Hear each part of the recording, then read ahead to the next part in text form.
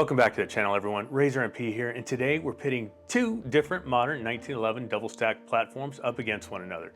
The Alpha Foxtrot AF1911 Romulus and the Mach 9 DSD comp from Military Armament Corporation. Before we dive in, a big thank you to all my channel members and subscribers. Your continued support keeps this channel running strong. Special thanks as well to Scottsdale Tactical for their continued support of the channel. And just to be clear, this isn't a paid review. I purchased both these pistols with my own hard-earned money, and everything I share here is based entirely on my own hands-on experience. All testing was done in a safe and controlled environment and in full compliance with YouTube's firearm content guidelines, as strict and painful as they are to adhere to. Anyway, let's get into it. Okay, I've done full reviews on both these pistols already, so I'll link them here. If you want to see an in-depth review of either pistol, check out their specifics. Now, on paper, these two pistols look like they're in the same lane.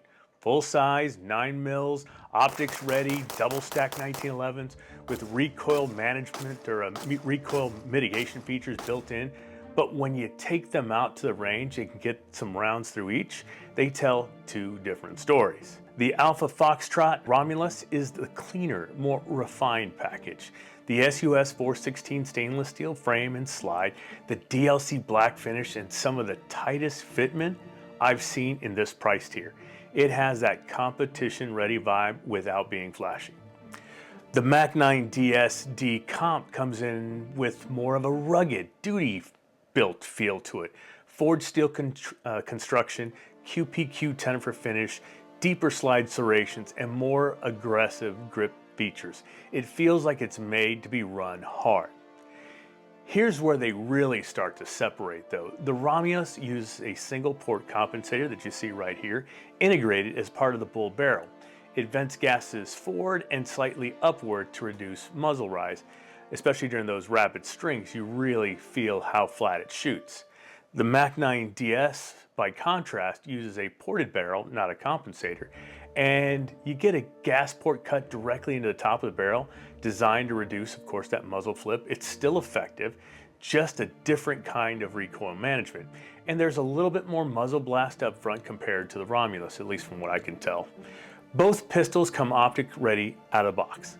The Romulus includes RMR and hollow sun footprint plates, a nice plus. The downside is that once you mount an optic, the included iron sight sits too low for co-witnessing.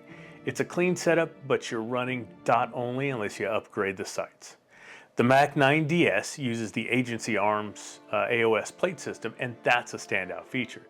Not only is it versatile, but the included plate allows for co-witnessing with the Glock-style dovetail iron sights. That gives you a solid backup option in case, of course, when your dot fail is inevitably going to fail. That said, quick heads up though, the optic screws that come with the Mach 9 DS at the making of this video, well, they're just cheap. I recommend replacing them with higher quality screws before torquing them down. I've seen them strip easily or just break off in place and they're stuck in your slide. And it's not something you want to discover while you're mounting your optic. The Romulus has one of the crispest triggers I've tested in this category. It's about 2.5 pounds consistently.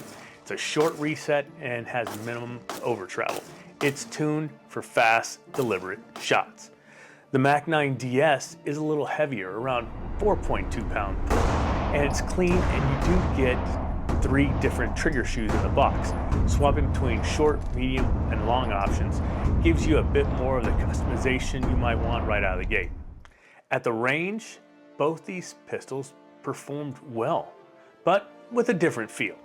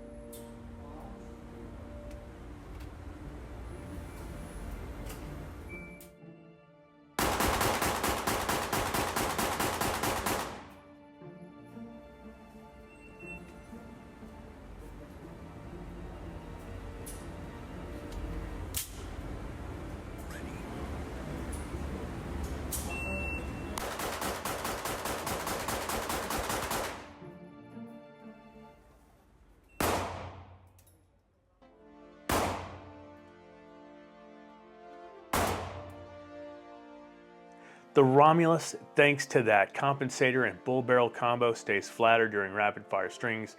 Transitions were smooth, the recoil was easy to manage, and accuracy held steady even after multiple mags.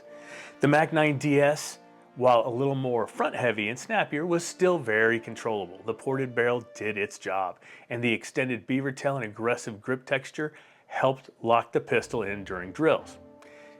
Now, in terms of reliability, I had minor hiccups with both. On the Romulus, the magazine release was sticking at first due to excessive polymer shavings in the grip module where the mag release is housed.